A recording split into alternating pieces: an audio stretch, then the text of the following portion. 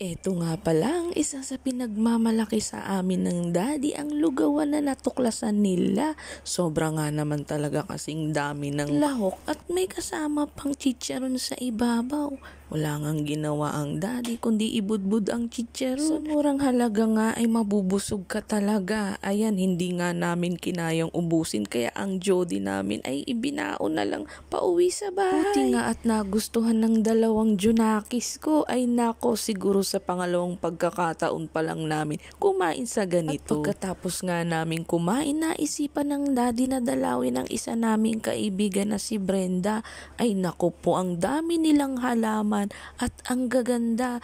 Kung gusto nyong bumili guys, dito nyo lang yan matatagpuan sa kanilang tahanan. Ayan, tignan nyo naman, napakaganda ng mga bulaklak. Ayan, meron pa silang mga cactus at mga water plant. Sobrang saya ng araw namin na ito at maraming salamat din po sa inyong panonood. Follow for more. Bye-bye!